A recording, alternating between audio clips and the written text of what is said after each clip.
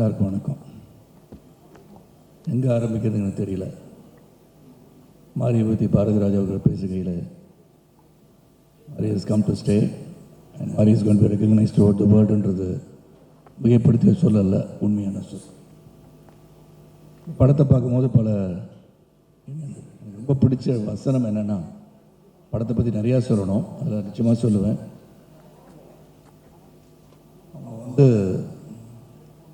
சிறுவனின் தாயார் சொல்லும்போது, சிறுவனான மாரி அவர்களின் தாயார் சொல்லும்போது, 5 வயசாக இருந்தாலும் 50 வயசாக இருந்தாலும் உழைப்பை சொல்லித்தரணும்னு சொன்னாங்க.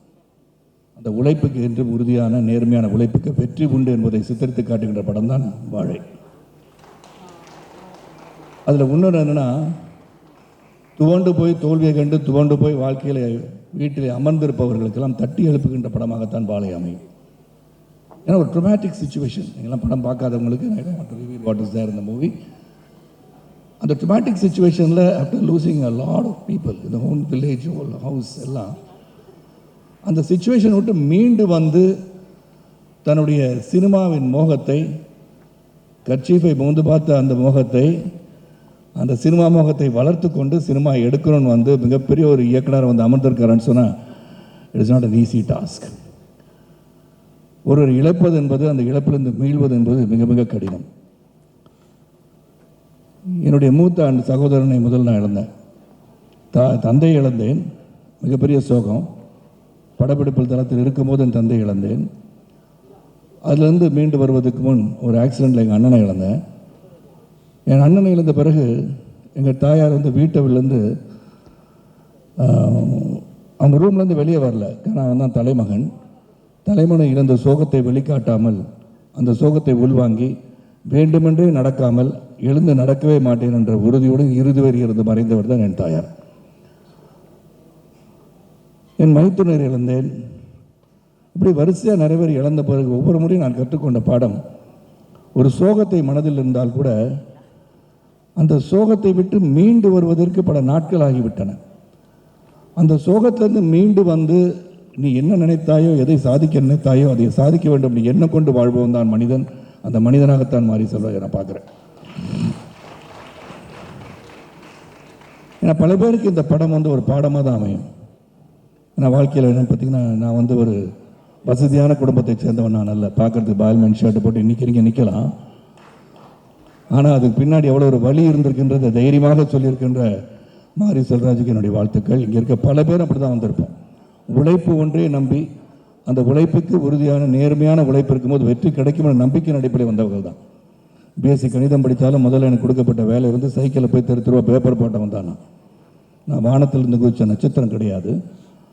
ஆனால் அந்த உழைப்பு உறுதியாக ஒரு சினிமாவுக்கு வரணும்னு சொல்லி, அந்த சினிமாவுக்கு வர வேண்டிய கட்டாயம், அப்புறம் வந்து நான் நிலைச்சு நிற்கிறேன்னு அது காரணம் ஒன்று உழைப்பு.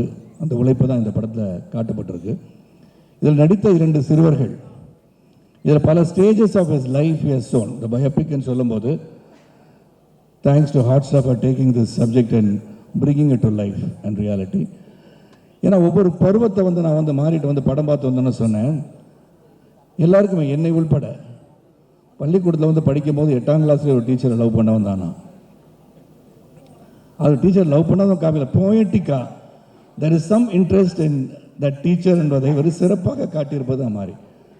ஏன்னா அந்த கர்ச்சீஃபை கொண்டு போயிட்டு அப்புறம் உண்மை நிலையை உணர்த்த வேண்டும் என்று சொல்லி நான் உங்கள்கிட்ட நான் எடுத்தது உங்கள் கர்ச்சீஃப் தான் சொல்லி திரும்பி போய் கொடுக்கும்போது, அவங்க அதை கொடுத்தவன அந்த சிறுவனின் முகத்தில் இருக்கிற மகிழ்ச்சியை பார்க்கும்போது, இதெல்லாம் வந்து nuances of happiness during school days, இதெல்லாம் வந்து ரொம்ப சிறப்பாக காமிச்சிருக்காரு. பல விஷயங்கள் சொல்லிகிட்டே போகலாம். மாறி மதராக நடிச்சிருக்கோம், எக்ஸ்ட்ராடினரி பர்ஃபார்மன்ஸ், உண்மையை வந்து வாழ்ந்திருக்காங்க தான் சொல்லணும். எல்லாத்தோட இறுதி காட்சியில் பசி ஒரு மனிதனை எங்கே கொண்டு போய் சேர்க்கிறதுன்னு ஒரு காட்சி காமிச்சிருந்தார். இந்த பசின்றது காலையிலேருந்து சாப்பிடல, வேலைக்கு போன அம்மா சொல்லியாச்சு, காலை உணவும் தந்திருக்கிறேன், மதிய உணவும் தந்திருக்கின்றேன், நீ வரும்போதும் உணவு அனுப்பி விட்டு வா என்று சொல்லி 3 சட்டி கொடுத்து அனுப்பிச்சிடுறாங்க.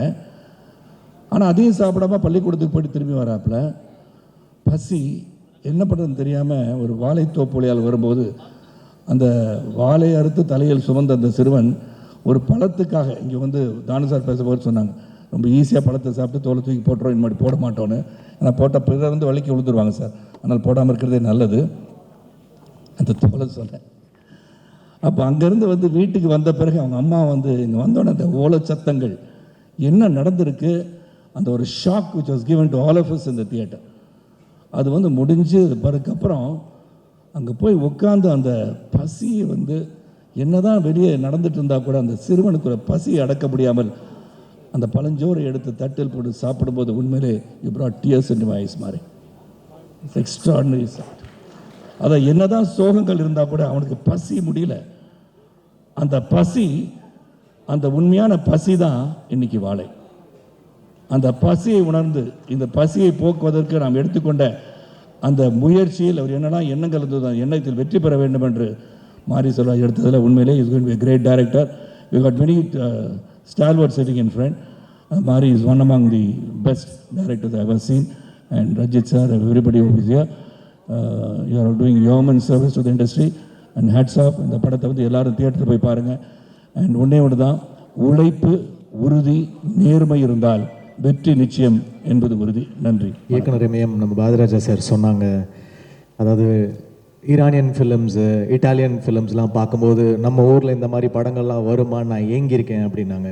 எனக்கு உண்மையாகவே வாழை பார்க்கும்போது எனக்கு ஒரு மஜிதியோட ஃபிலிம் பார்க்குற மாதிரி தான் இருந்துச்சு. ஒரு ஃபாதர் மாதிரியோ இல்லைனா அவருடைய சில்ட்ரன் ஆஃப் ஹெவன் அந்த மாதிரி ஒரு பியூட்டிஃபுல்லான ஒரு ஈரானியன் சினிமா பார்த்த மாதிரி இருந்துச்சு. ரொம்ப தெளிவான ஒரு ஸ்டோரி டெல்லிங், நிதானமாக, அழகாக, சின்ன சின்ன டீட்டெயில். ஒரு வீடுனா எப்படி இருக்கணும், ஒரு ரூரல் வில்லேஜில் எப்படி இருக்கணும், ஒரு தட்டு எப்படி இருக்கணும், ஒரு சின்ன சின்ன டீட்டெயிலுமே அவ்வளோ ரியலாக நான் வந்து எந்த படத்துலையும் பார்க்கல. அவ்வளோ டீட்டெயிலிங் பண்ணியிருக்காரு. அவருடைய டயலாக் சென்ஸு, அவருடைய writing sense was so beautiful. ஒரு beautiful film, but it heart breaking. அதோடைய எண்டு வந்து உங்களை ஒழுக்கிடும். ஸோ அப்படி ஒரு ஃபிலிம் வந்து ஒரு ஸ்க்ரீன் பிளே போயிட்டே இருக்கும்போது திடீர்னு அப்படி ஒரு ஷாக் வேல்யூவோட பண்ணிட்டார். எனக்கே ஷாக்கிங்காக தான் இருந்துச்சு. ஏன்னா ஒரு ஃபிலிமுடைய பேஸில் அப்படியே ஒரு பயங்கரமான ட்விஸ்ட்டாக இருந்துச்சு. ஐ என்ஜாய்டு வாட்சிங் த ஃபிலிம். ஐ திங்க் டெஃபினட்டாக ஒரு நம்மளுடைய இந்தியன் சினிமாவை ஒரு இன்டர்நேஷ்னல் லெவலுக்கு கொண்டு போகக்கூடிய எல்லா கெப்பாசிட்டியும் மாரி சருக்கு இருக்குது.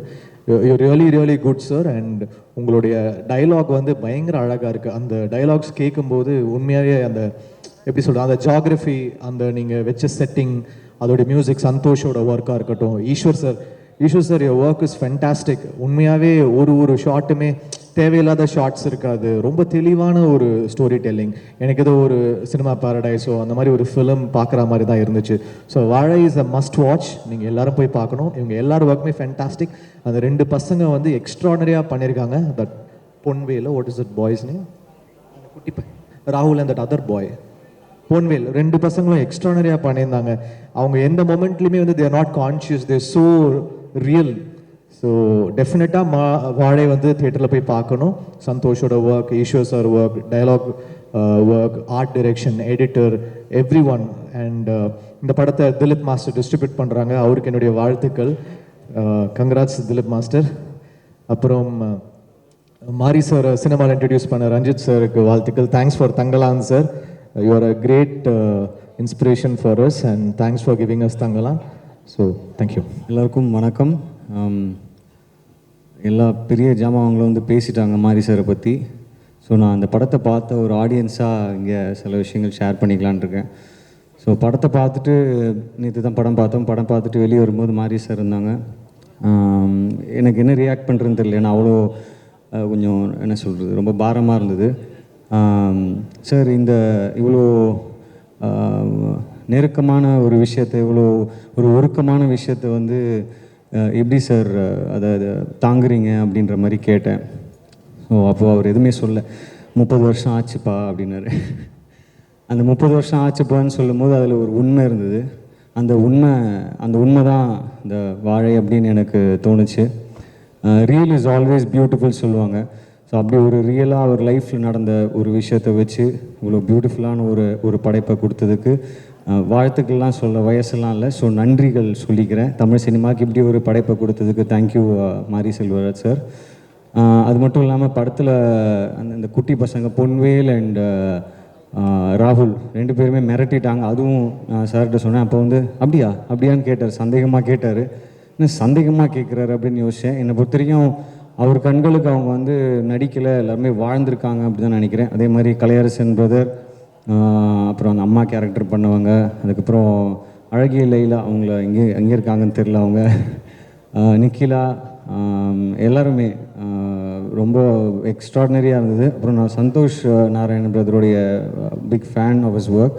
ஸோ அவருமே வந்து ஒரு படம் பார்க்கும்போது ஆடியன்ஸ்க்கு சில விஷயங்கள் கனெக்ட் ஆகுது டைரெக்டாக அப்படின்னா அதுக்கு மியூசிக் ஒரு பெரிய ரீசன்.